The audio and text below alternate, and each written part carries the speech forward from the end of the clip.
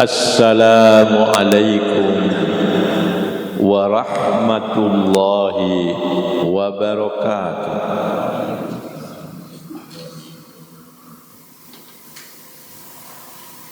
Alhamdulillahi rabbil alamin. Wa bihi nasta'inu ala umurid dunya waddin. Ashhadu an la ilaha illallah wahdahu la syarika lah, al-malikul haqqul mubin. Wa ashhadu anna Muhammadan abduhu wa rasuluhu shadiqul wa'dil amin. Allahumma salli wa sallim ala abdika wa rasulika khatamin nabiyyin sayyidina wa habibina wa syafi'ina Muhammadinil mab'uthi rahmatan lil alamin wa ala alihi wa ashabihi ajma'in. Amma ba'du, faya ayyuhal mukhtaramun wal mukhtaramat, jamaah subuh Masjid Al-Mukhlasin yang dimuliakan Allah. Pada kajian sebelumnya saya telah memaparkan tentang NU dan politik dengan mengutip penegasan almarhum al-maghfur lahu Kiai Haji Sahal Mahmud atau Mbah Sahal yang pernah beberapa periode memimpin PBNU sebagai Rais Am. Saya kutip penegasan beliau tentang pembagian politik menjadi dua level. Ada politik tingkat tinggi atau as-siyasah al-aliyah as-samiyah, dan politik tingkat rendah, politik tingkat bawah atau disebut dengan as-siyasah as-safilah atau low politics. Kalau politik tingkat atas, high politik. Beliau almarhum menegaskan bahwa domain atau medan perjuangan Nahdlatul Ulama itu adalah pada politik level atas, pada high politik, politik kebangsaan dan politik kerakyatan, bukan pada low politik, bukan pada as-siyasah as-safilah atau yang kita kenal dengan politik kekuasaan atau politik praktis. Politik praktis seperti dukung-mendukung calon presiden, dukung-mendukung calon legislatif,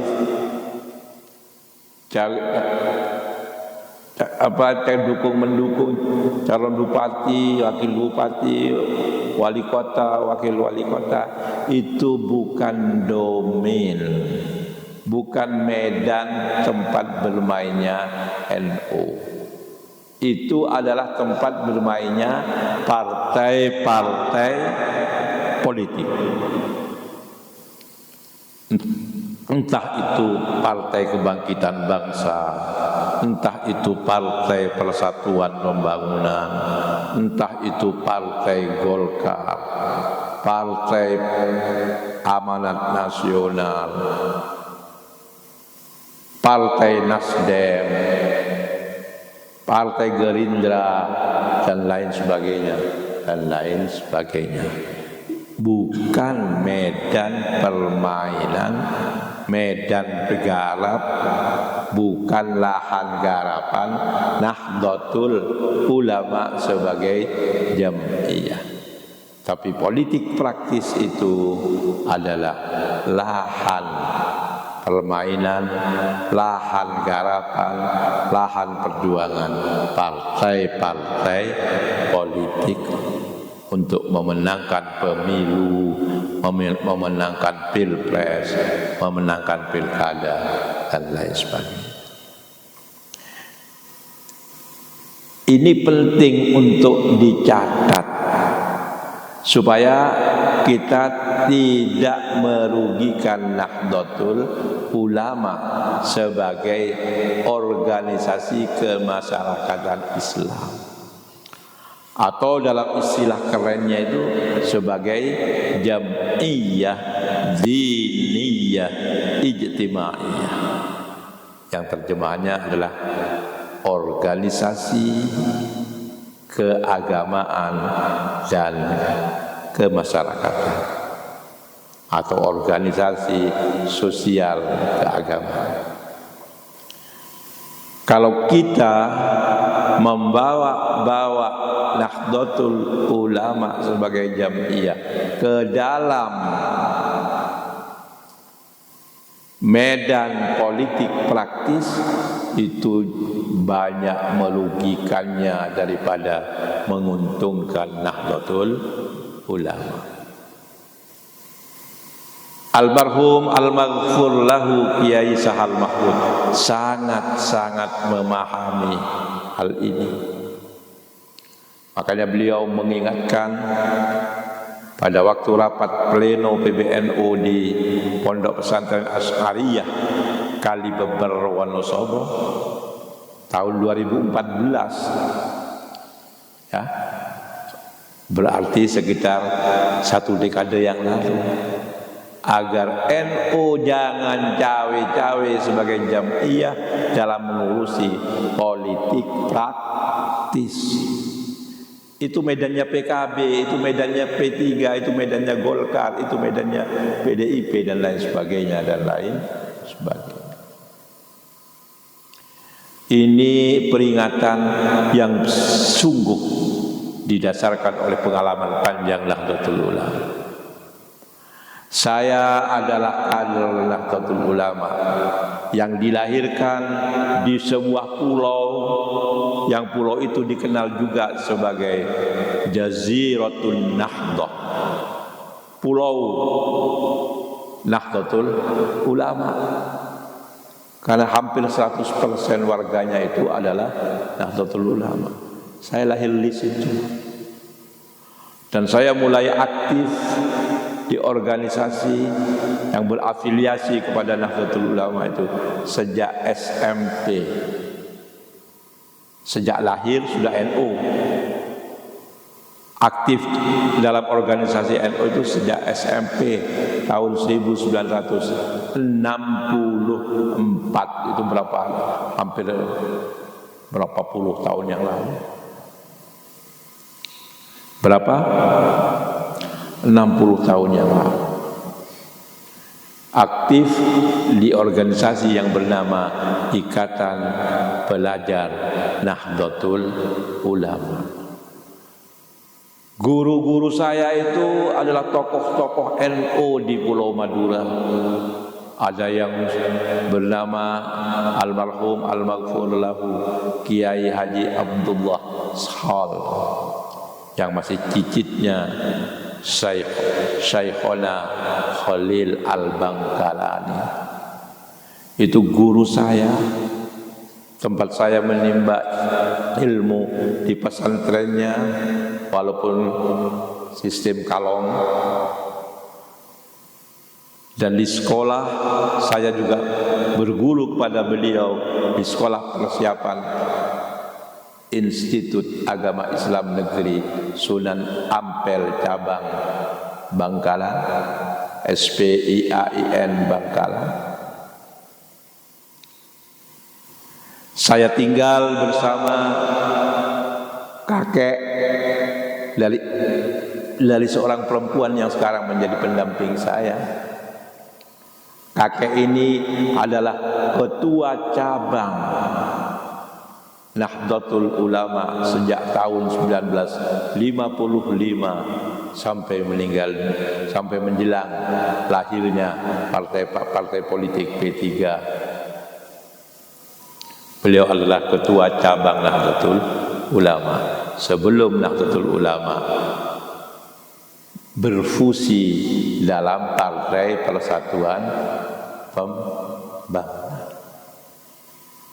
Kiai Haji Sayuti Marzuki, kakek dari orang yang sekarang menjadi istri saya. Pengalaman saya di Nahdlatul Ulama berlanjut ketika saya ke Jogja. Saya aktif di organisasi Pergerakan Mahasiswa Islam Indonesia. Setelah saya lulus, saya menjadi dosen, saya aktif di NU-nya sendiri, di pengurus wilayah Nahdlatul Ulama Daerah Istimewa Yogyakarta, kemudian berlanjut ke Jakarta sebagai Khatib Am pengurus besar Nahdlatul Ulama, mendampingi Mbah Sahal Mahfud yang saya ceritakan itu. Pengalaman panjang almarhum al-maghfurlah Kiai Haji Sahal Mahfud, dan pengalaman panjang saya juga mengikuti perkembangan di Nahdlatul Ulama, memberikan penyadaran kepada saya dan kepada kader-kader NU yang lain bahwa ternyata keterlibatan NU dalam bidang politik praktis lebih banyak madorotnya, lebih banyak mafsadatnya ketimbang maslahat atau manfaatnya. Kita tahu NU berdiri pada tahun 1926, tanggal Masehinya 31 Januari 1926. Berarti kalau dihitung harlah NU satu abad NU berdasarkan kalender Masehi masih akan berlangsung 2 tahun lagi, tahun 2026. Tapi kalau berdasarkan perhitungan Hijriyah, berdasarkan perhitungan kalender Hijriyah, kalender Qamariyah, maka 100 tahun atau 1 abad NU itu telah berlangsung pada setahun yang lalu, yang diperingati secara besar-besaran di Sidoarjo itu. Seabad NU berlangsung tahun 23 yang lalu. Karena kita tahu kalender Hijriyah itu lebih pendek jumlah harinya daripada kalender Masehi. Setiap tahunnya berselisih 11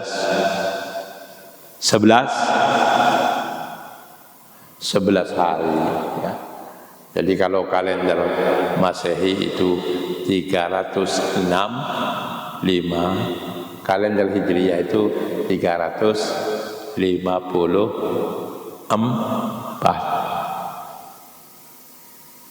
Betul, Pak? Betul nggih? Ini. Ya. Pengalaman yang begitu panjang sejak lahir, NU itu lahir sebagai jam'iyah diniyah ijtimaiyah.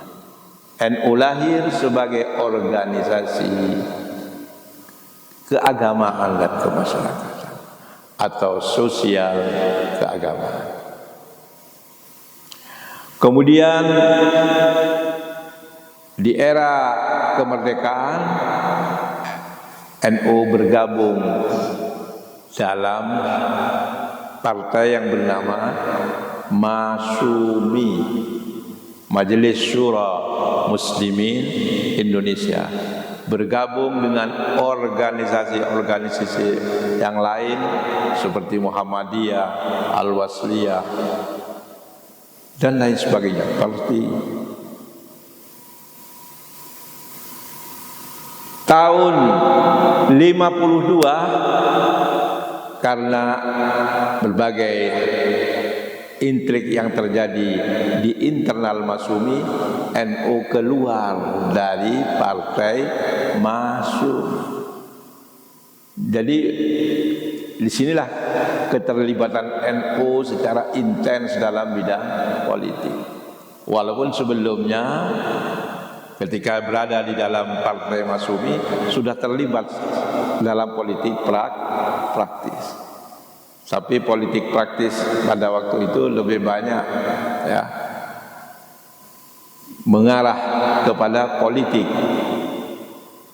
kebangsaan, yakni politik untuk mempertahankan kemerdekaan Negara Kesatuan Republik Indonesia. Tapi sudah menjadi partai politik berfusi dalam Masyumi. Tahun 52 karena ada persoalan internal Masyumi, NU memisahkan diri menjadi partai politik yang berdiri sendiri. Alhamdulillah tahun 55 baru 3 tahun berdiri, NU sukses mengikuti pemilu tahun 1955 sebagai pemilu pertama di negeri ini. NU menjadi pemenang ketiga ya dari 4 besar partai politik yang memenangkan pemilu waktu itu. Pemilu pertama itu dimenangkan pertama oleh Partai Nasional Indonesia, cikal bakalnya PDIP. Jadi PDIP itu dulu kalau dirunut sejarahnya itu ya dulunya adalah PNI.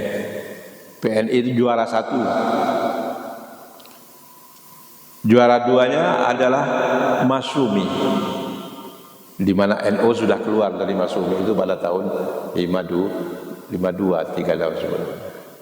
Yang ketiga Partai Nahdlatul Ulama. Partai NU ini baru 3 tahun berdiri sendiri sudah bisa meraih kemenangan juara 3. Dan juara keempat adalah Partai Komunis Indonesia atau PKI. Tampaknya kemenangan NU sebagai masuk dalam 4 besar ini membuat sebagian elit NU semakin tertarik untuk bermain dalam tataran politik praktis atau as-siyasah as-safilah tadi. Namun kebanggaan ini ya tidak abadi. Setelah era Orde Baru, NU tetap menjadi partai politik dan mengikuti pemilu pada tahun 1971. Pemilu pertama di era pemerintahan Orde Baru. Pada tahun 1971 NU mengikuti pemilu dengan nama Partai Nahdlatul Ulama. Karena pemerintahan pada waktu itu dikuasai oleh Golkar dan Golkar itu harus menang ya, maka kemudian NU mengalami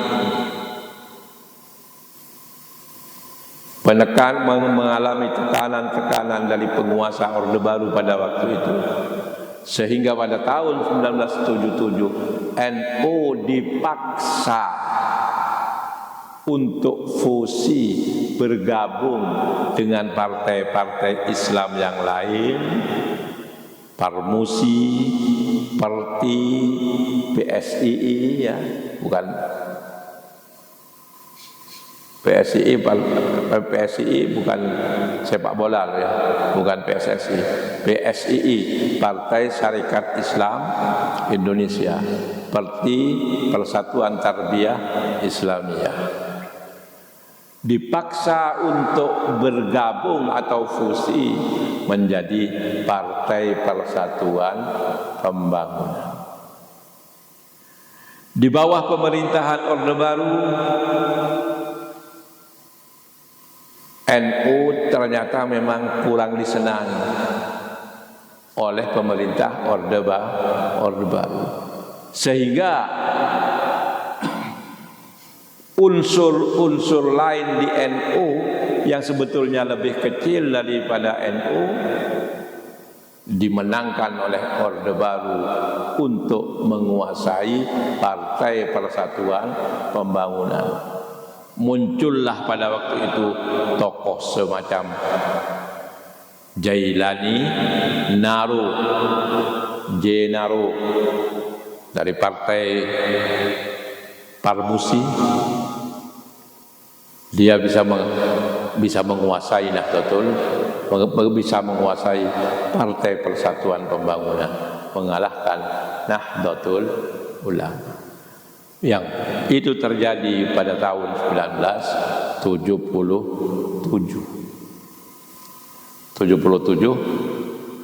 NU bergabung mengikuti pemilu dengan bersama-sama dalam Partai Persatuan Pembangunan. Tidak lagi mengikuti pemilu atas nama Partai NU, tapi sudah Partai Persatuan Pembangunan yang dalam era Orde Baru dikuasai oleh pihak non-NU. Inilah yang kemudian menjadi gerah para elit politik Nahdlatul Ulama, menjadi gerah sehingga pada tahun 1984, berbekal pengalaman yang tidak mengenakkan dalam bidang politik praktis ini, tahun 1984 di Situbondo, Jawa Timur, NU menyatakan keluar dari P3, dan menyatakan kembali kepada Khitah NU 1926. Karena apa? Karena pengalaman dari tahun 45, 52 dan seterusnya ini sampai 77 ini ternyata banyak madorotnya terlibat dalam bidang politik praktis ini. Politisi NU selalu dipermainkan dan dilecehkan oleh lawannya. Akhirnya tahun 84 kembali kepada Khitah. Begitulah dari tahun 84 sampai kira-kira tahun 98 NU murni menjadi Jam'iyah Diniyah Ijtimaiyah. Tidak cawe-cawe dalam politik praktis. Tapi lagi-lagi coba Anda tahu, ketika terjadi reformasi di tahun 1998, terjadi euforia di kalangan warga Nahdien dan masyarakat Indonesia pada umumnya untuk terjun ke politik praktis. Termasuk elit NU pada waktu itu tertarik untuk bermain lagi dalam lapangan politik praktis. Banyak muncul ya inisiatif mendirikan partai di kalangan orang NU. Tokoh A ingin mendirikan partai NU, dia yang akan memimpin. Tokoh B ingin mendirikan partai yang berafiliasi kepada NU, juga dengan kepemimpinan dia, dan seterusnya dan seterusnya. Nah, disinilah kemudian muncul inisiatif dari pengurus besar Nahdlatul Ulama supaya suara kaum Nahdiyin yang akan mendirikan partai politik ini tidak terpecah-pecah, lalu disatukanlah. Kalau bisa disatukan dan lahirlah Partai Kebangkitan Bangsa atau PKB. Jadi lahirnya PKB ini sebetulnya terpaksa. Wong NU sudah menyatakan keluar dari medan politik praktis sejak tahun 84, ingin kembali kepada Hitoh tahun 1926. Tapi kok kembali lagi mendirikan partai politik?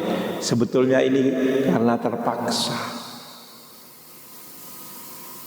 Sebab kalau tidak dibidani pendirian partai politik ini, suara warga NU itu akan terpecah-pecah menjadi partai-partai politik yang banyak. Namun walaupun sudah disatukan oleh PBNU dengan mendirikan PKB, masih juga ada partai Nahdlatul Ummah, ada partai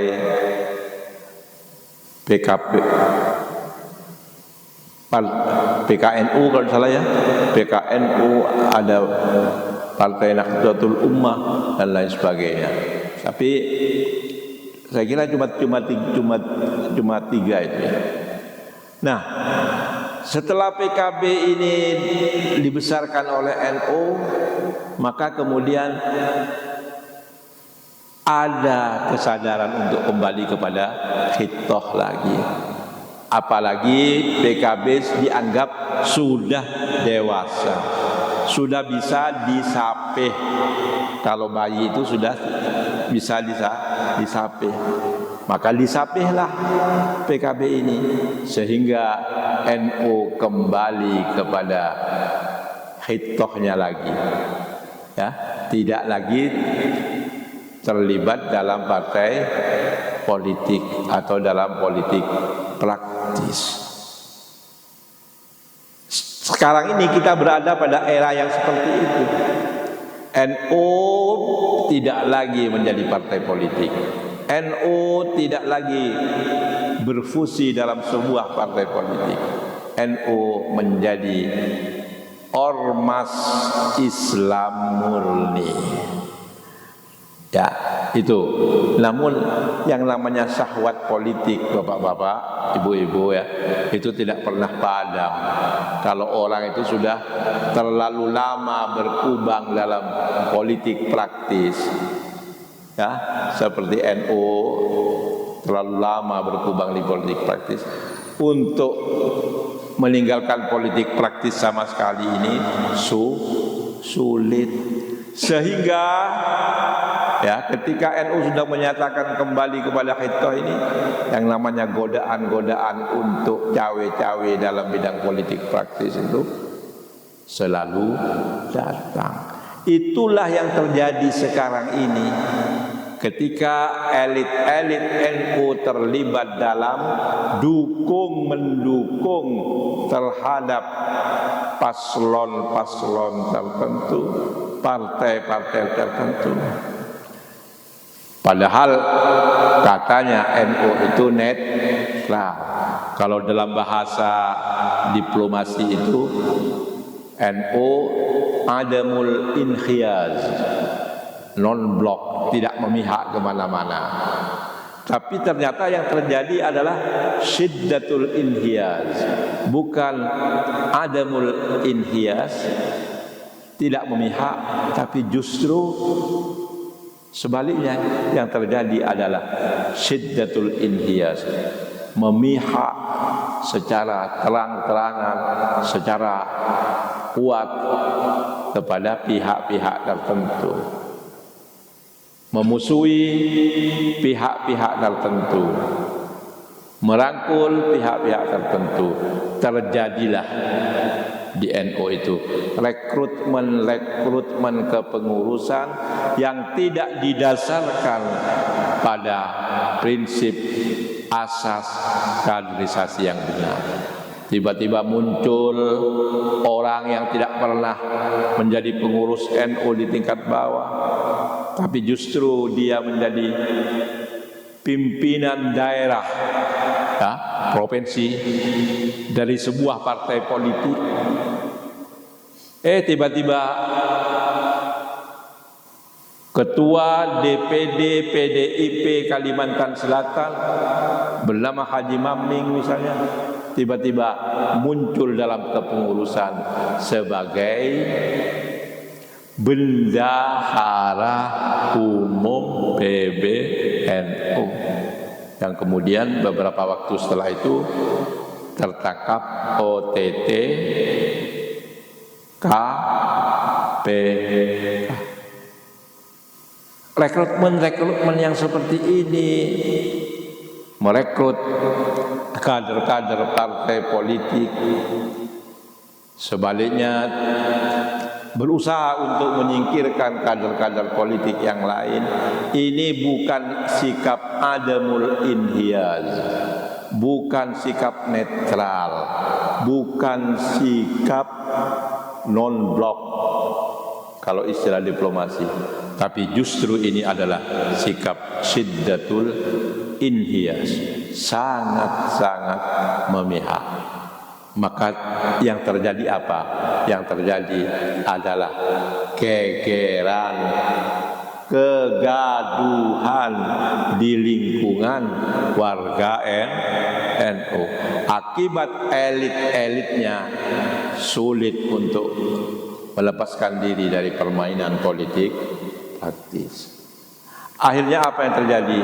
Akhirnya yang terjadi adalah kerja pokok Nahdlatul Ulama sebagai jam'iyah diniyah ijtimaiyah yang semestinya aktif membangun sarana-sarana pendidikan, membangun rumah sakit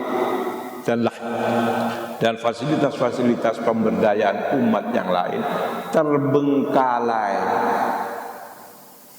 Saya membayangkan Madura itu sangat potensial untuk dikembangkan NU-nya, sehingga NU di sana itu mestinya mempunyai perguruan tinggi yang disegani, mempunyai rumah sakit yang besar. Saya bermimpi bahwa Jawa Timur, andai kata elit-elit politik kita tidak terlalu terjebak dalam politik praktis, akan memiliki perguruan tinggi yang disegani, ya, memiliki rumah sakit besar yang fasilitasnya sangat membanggakan. Tapi yang terjadi tidak.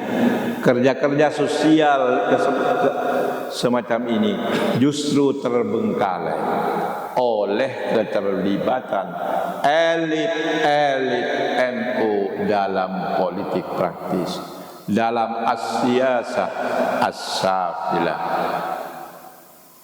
Inilah yang perlu dilakukan muhasabah. Sesuai dengan pergantian tahun ini, kewajiban untuk muhasabah, untuk introspeksi, untuk otokritik bagi NU, supaya NU ini tidak selalu terlibat gegeran kalau sudah ada acara-acara pemilu dan lain sebagainya. Supaya NU ini tidak menjadi tontonan bagi umat, bagi publik, bagi masyarakat Indonesia, tapi justru seharusnya NU itu menjadi pemberi tuntunan kepada umat dan bangsa.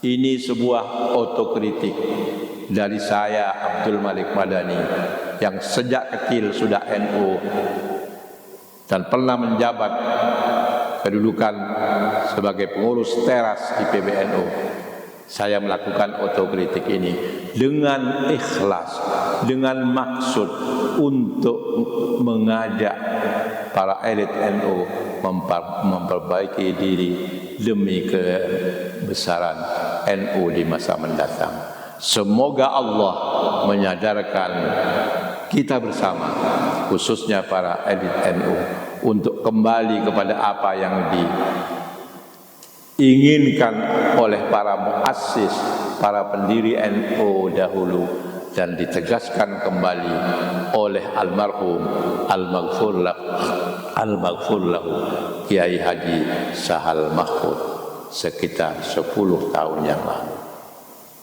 Amin ya mujibas sa'il.